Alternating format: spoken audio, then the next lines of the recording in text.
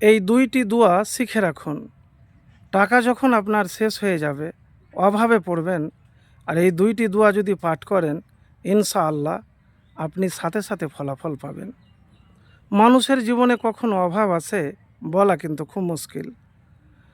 মহান আল্লাহ পবিত্র কোরআনে বলেন, যখন তোমাদের প্রতিপালক ঘোষণা করেছিলেন তোমরা কৃতজ্ঞ হলে তোমাদের অবশ্যই অধিক দান করব, আর অকৃতজ্ঞ হলে আমি অবশ্যই আমার শাস্তি হবে কঠোর।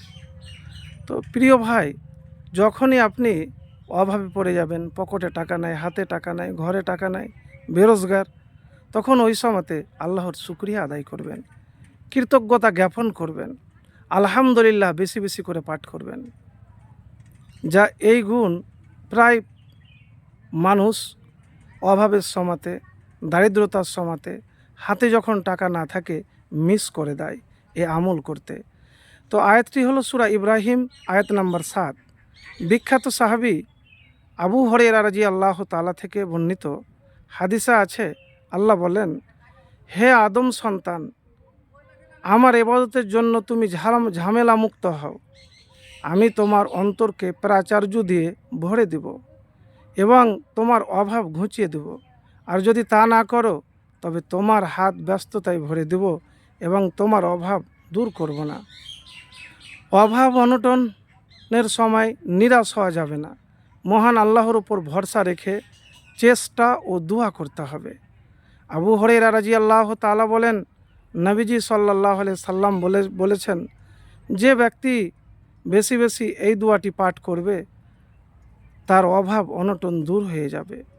আল্লাহুম্মা ইন্নী আউযু বিকা মিনাল ফাকরি ওয়াল কিল্লাতি ওয়াজ জিল্লাতি ওয়া আউযু বিকা মিন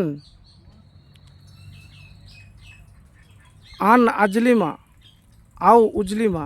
বুখারী শরীফ 1544 নম্বর হাদিস। অর্থ দোয়াটির হলো, হে আল্লাহ, আমি আপনার কাছে আশ্রয় চাই দারিদ্রতা থেকে এবং আপনার কম দয়া থেকে ও অসম্মান থেকে, এবং আমি আপনার কাছে আরও আশ্রয় চাচ্ছি কাউকে জুলুম করা থেকে অথবা কারো দ্বারা অত্যাচারী হওয়া থেকে। তো প্রিয় ভাই, অভাব থেকে মুক্তির জন্য যখন আপনার হাতে টাকা না থাকবে তখন এই দোয়াটি বেশি করে পড়ুন। হতে পারে আপনার অভাব চিরদিনের জন্য, আপনার অভাবের দরজা বন্ধ হয়ে যাবে, সব সময় টাকা থাকবে। তার জন্যে কি করতে হবে জানেন? সেটি হলো আল্লাহর প্রতি ভরসা রাখতে হবে।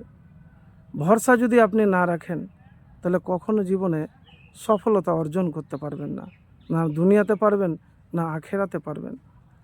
আর যখনই কোনো অঘটন হবে তখনই কিন্তু হতাশা নিরাশ হলে চলবে না। যা করে আল্লাহ ভালোর জন্যই করে, এই মনোভাব আপনাকে রাখতে হবে। আর আন্তরিকতার সাথে আল্লাহর শুকরিয়া আদায় করতে হবে। প্রিয় ভাই, জীবনে মানুষের তখনই প্রচুর উন্নতি হয়, হাতে টাকা আসে, যখন সবসময় আল্লাহর শুকরিয়া আদায় করে।